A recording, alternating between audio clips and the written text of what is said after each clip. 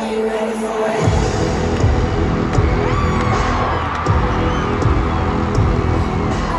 This week's video is very specifically for the Swifties, and I'm actually really excited about this one. I've been a massive Taylor Swift fan since her Fearless era. One of my core memories is sitting on the floor of my friend's bedroom in 8th grade and listening to the Speak Now album for the first time. So I was definitely a fan that got to live out the last 10 years of my life while watching the Eras tour. But if you're a newer Taylor Swift fan and you're not as familiar with some of the stories and lore behind her discography, this video is going to be breaking down some of the stories, the meaning, the messaging, and the lyrics behind the songs that are played on the Eras tour. Obviously, there are a lot of songs on this tour. I don't think I'm going to be able to get through very many in this video, but we're going to go through the set list in order, starting with the opening song. And 2 quick points before we get into this video. Number 1, everything that I'm discussing here is my interpretation and my theories, so you are definitely free to disagree with me, and if you do have any other insight or if you want to argue with me, feel free to leave a comment. I'm always open to learning. Number 2, in my analysis in this video, you'll probably notice that I'm not going to discuss or speculate as to any of Taylor Swift's romantic partners.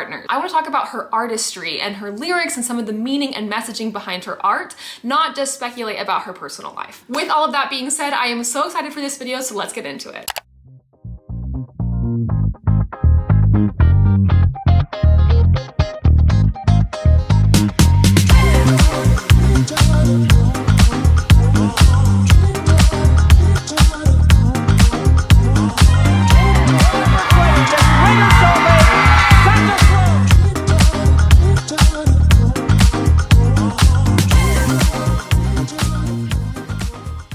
The opening number of the Eras tour is Miss Americana and the Heartbreak Prince. But before we can talk about the song, we need to talk about the Italian Renaissance painter Sandro Botticelli. And you might be like, Sasha, what does Sandro Botticelli have to do with Taylor Swift? Well, it does have a lot to do with Taylor Swift. Sandro Botticelli was born in 1445 and he died in 1510. And he lived most of his life in Florence, Italy. He was most famous for 3 of his mythological paintings. One of the most famous is called The Birth of Venus, and it depicts a newborn Venus emerging from the water fully grown. There are very clear visual parallels between the opening of the Eras tour and this painting by Sandro Botticelli. You probably already know Venus is the goddess that represents love and beauty. Very fitting for Taylor Swift, who is probably one of the most beautiful women to ever walk the planet, and also probably the most famous singer of love songs in history. It is a bold move to compare yourself to Venus, the goddess of beauty, but honestly, I think for Taylor Swift, it's appropriate. The red-headed woman in the painting next to her is supposed to be the Hora of spring, but honestly, as a diehard Taylor Swift fan, I just look at this painting and I see Tree Paine. Tell me I'm wrong. For the non-Swifties that don't get that joke, Tree Paine is Taylor Swift's publicist, and the Swifties like to joke a lot that Tree Paine is kind of the person who like reels in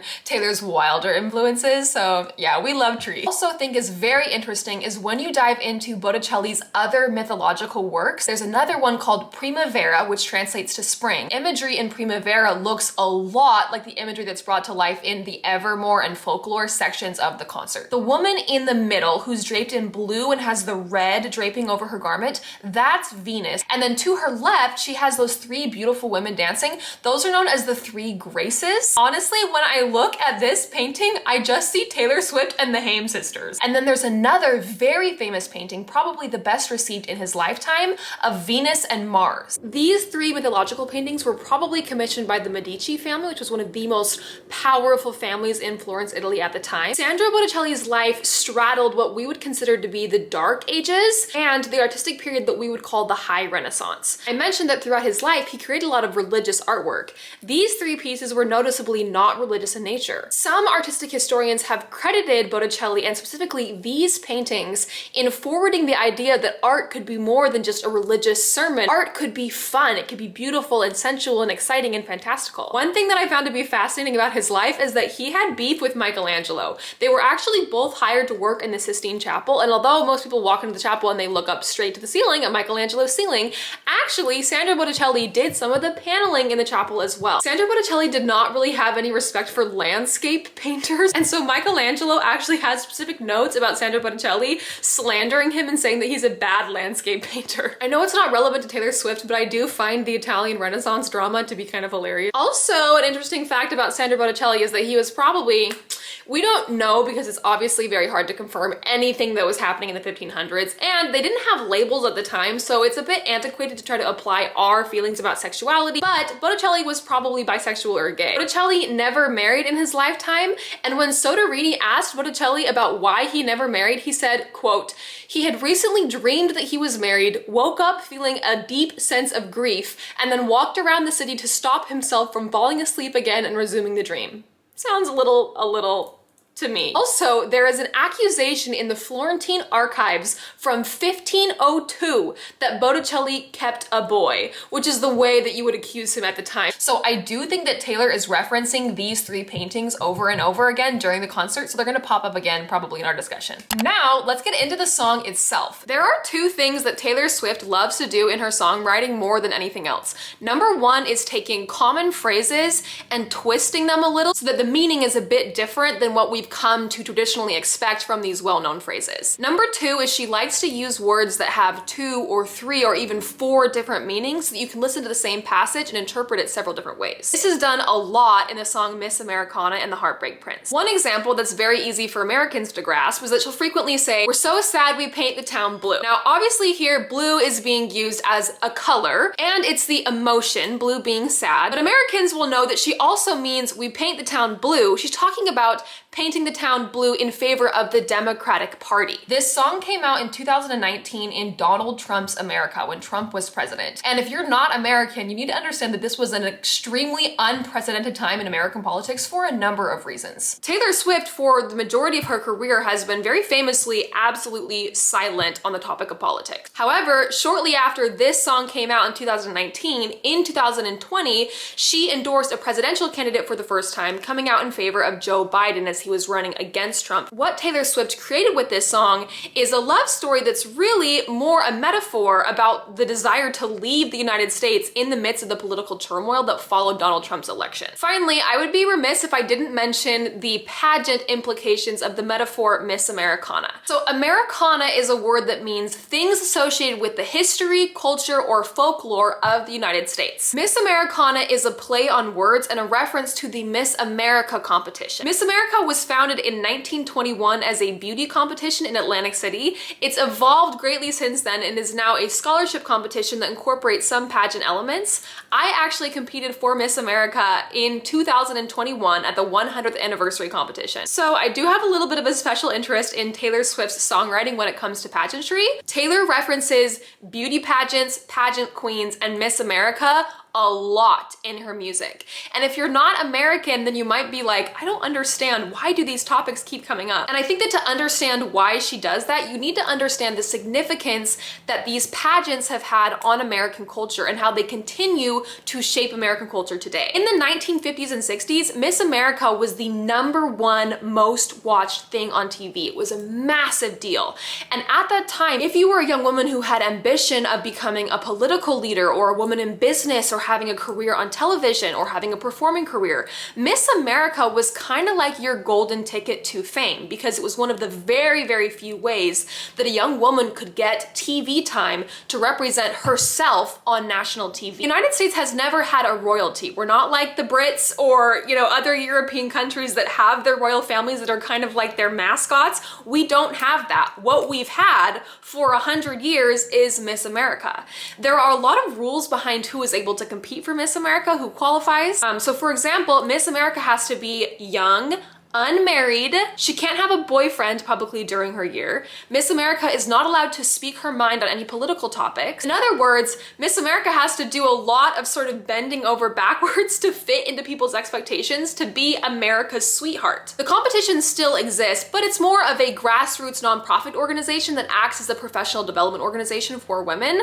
The celebrity and glamour of Miss America, that's definitely in the past. In this song, by calling herself Miss Americana, Taylor Swift is explaining that she's sort of taken the place of fulfilling that societal role of being America's sweetheart. She is the closest thing that we have to a princess or a queen.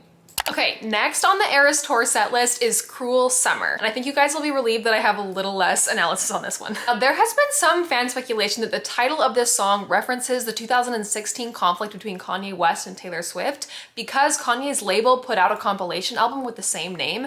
However, I personally don't see any support in the lyrics of this song that would lead me to believe that it's about Kanye or that conflict. In my opinion, there are 3 things about this song that every non-Swiftie needs to know going into the concert. Number 1 is that Taylor loves the bridge of this song. Like, she's so proud of it. Taylor has said that her favorite lyric in the song is, "I love you, ain't that the worst thing you've ever heard?" And as a fan, screaming this bridge in the stadium with 70,000 other people was probably the highlight of the concert. So if you have to memorize one chunk of lyrics before you go to the Eras Tour, memorize this one, okay? Cruel Summer originally released as a single for the Lover album. However, it only debuted at like 29 on the charts and then it dropped off the charts entirely. In a concert, Taylor basically said, like, I'm not gonna point fingers at the pandemic, but Cruel Summer probably should have been a bigger hit. Another detail in Cruel Summer that I think is interesting and worth pointing out is that we reference the motif of blue again. Remember how blue came up in the song Miss Americana and the Heartbreak Prince? There are a few different colors that Taylor uses to refer to different relationships. For example, she obviously has an entire album called Red. There's a lover that she refers to as golden. There's also this lover that she refers to as being blue. Blue is a color that Taylor references again and again. Another lyric from Cruel Summer that we know that Taylor is particularly proud of is, "Devils roll the dice, angels roll their eyes." We know that she loves this because she had an entire mural painted of it. Also, one of the themes of Taylor's writing that we encounter for the first time in the Eras Tour in this song is her relationship with alcohol.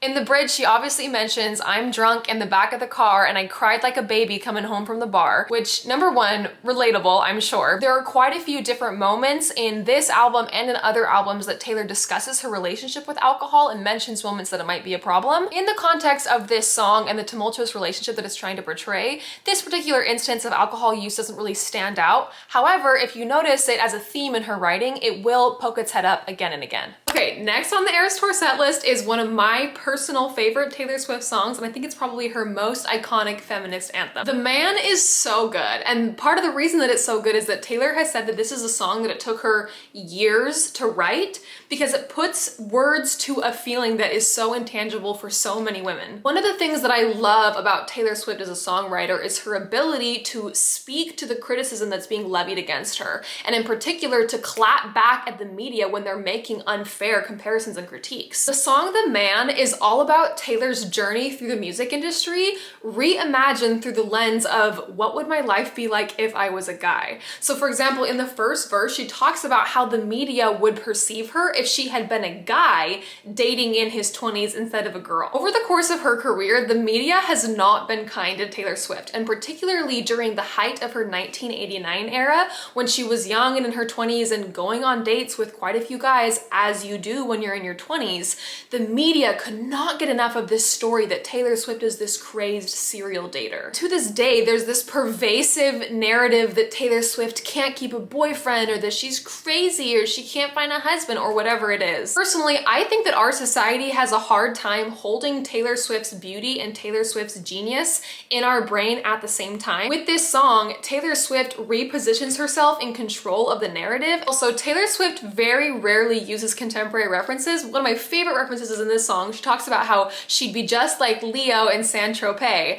She's talking about Leonardo DiCaprio with all of his young model girlfriends chilling on a boat. Nobody talks about Leonardo DiCaprio being a mess and a disaster because he's dating all the time. People think that he's a player. And in The Man, Taylor Swift is pointing out that she's acting exactly as one would expect a man to act in her position. Okay, you need to calm down. If The Man is a clapback at the media, you need to calm down as a clapback at internet haters. You need to calm down has a music video, which every single Taylor Swift music video is absolutely loaded with Easter eggs, so I'm not gonna get into the analysis of that in this video. Taylor Swift wrote this song essentially as an anthem to internet trolls. If you've ever wondered about the opening lyric, you are somebody that I don't know, but you're taking shots at me like it's Patron. Patron Patron is a brand of tequila that you would take shots of. Again, there's a double meaning in these words. It's a brand of tequila, but she's also talking about taking shots, but she's also talking about taking shots as in attacking someone online. There's another double meaning that comes up when she says, why are you mad when you could be glad? Glad obviously refers to the emotion, but it also refers to Gay and Lesbian Alliance Against Defamation, which is the organization that Taylor donated the proceeds of the music video to. So during our discussion for Miss America and the Heartbreak Prince,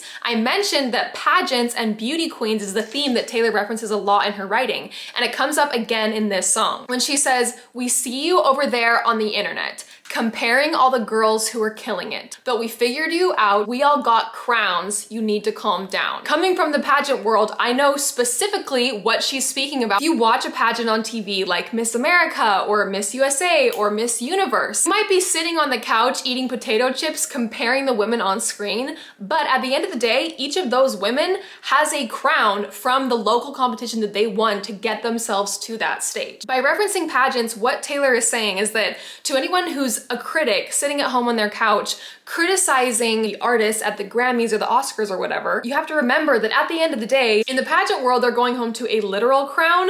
In Taylor's case, she's going home to her metaphorical crown. And that would be the case for any other women in the music industry who are being compared. Another thing that I think is important to understand about the song You Need to Calm Down is that it was one of the songs that marked the beginning of Taylor Swift's vocal advocacy for the queer community. The concept for the music video is a gay trailer park utopian universe. I would definitely recommend watching it probably several times through to try to pick up on some of the Easter eggs. Okay, we made it to Lover, which is very exciting because now we get to talk about the Lover House. Lover is one of Taylor's most universally popular songs. I almost guarantee that you know this song, but if you're not a diehard Swiftie, you might not know the meaning behind the Lover House. In the Lover music video, every one of the rooms that Taylor Swift enters corresponds to a different album. All of Taylor Swift's albums basically have colors. Red is red, 1989 is blue, Speak Now is purple, Debut is green. There's another Taylor Swift song called You Are in Love, which she wrote about a couple friend of hers, and one of the lyrics is, you two are in a snow globe dancing round and round. And that's what we find in the Lover music video. One of the rooms in the Lover house features Taylor swimming through a fishbowl, which she said multiple times is a metaphor for how she feels that fame is like living in a fishbowl. During the Eras show, you will see the Lover house get built on stage and then during the show burned down. And there's been a lot of fan speculation about what this building and burning of the Lover house means. I personally have a theory that it's a reference to one of Taylor's favorite books to reference in her writing, which is Jane Eyre. Taylor has made quite a few direct references to Jane Eyre in her writing before. For example, there's a quote from Jane Eyre about having an invisible string tying two people together. Taylor wrote an entire song called Invisible String. Also, there's a song on the deluxe edition of Midnights called Dear Reader. Jane Eyre includes the phrase Dear Reader over and over again. I was watching a video analyzing the burning of the Lover house, and somebody asked the question, kind of wondering out loud, when has there ever been a book in which burning a house was a good thing? And my mind immediately went to Jane Eyre. Because in Jane Eyre, Rochester, who Jane wants to marry, lives in a house with a crazy old wife living in the attic. And in fact, some people have speculated that Mad Woman is also somewhat inspired by Jane Eyre and this idea of having a crazy mad woman living in the attic. But what's interesting is that in Jane Eyre, Rochester's home burns down towards the end of the book, and the burning down of his house is what enables him and Jane to get together, because the burning down of his house is what kills the mad woman. Now, do I really know what any of this means? Not really, but my theory is that Taylor is trying to communicate something to us with the burning of the Lover house that means something along the lines of she needs to like let these old things die in order for her to move forward and have the future that she wants. Within the Taylor Swift cinematic universe, you gotta understand that there's actually a lot of baggage associated with her old albums because of the fact that Taylor's albums got sold out from underneath her without her consent. The symbolic burning of the Lover house has been interpreted to be about her identity. However, I think that there's a very real argument to be made that the burning of the Lover house could be more representative of feeling like she needs to burn down or abandon and reclaim her old works to build something new. Okay, finally, the last track in the Lover set on the Eras tour is The Archer. And if you are a diehard Swiftie, you know that The Archer being a track 5 means something special. On all of Taylor Swift albums, the track 5s are usually the most vulnerable, intimate, heart-wrenching of all of her songs, and The Archer is no different. Taylor Swift herself is actually a Sagittarius, an Archer. The idea of Cupid or being struck through a heart or struck by an arrow definitely has come up again and again in Taylor Swift's writing. And I do think it's worth mentioning that in Sandro Botticelli's painting Primavera, Cupid is pictured in the air right above Venus. I also love this song because the way that the lyrics imitate the way that an anxious, insecure person would be talking to themselves. Like, do they see right through me? Do you see right through me? The internal questioning and probing is just so relatable. The lyric from this song that resonates with me is, I wake in the night, I pace like a ghost, the room is on fire, invisible smoke. Ugh. I love her writing in this one. Thank you so much for sticking with me if you've made it this far. Let me know if you guys liked this video, and if you did, I could make more for some of the other sections of the Eras Tour. I love Taylor Swift so much, I could do this all day. So I hope you guys have a good week, and thank you again for watching this entire video if you made it all the way through.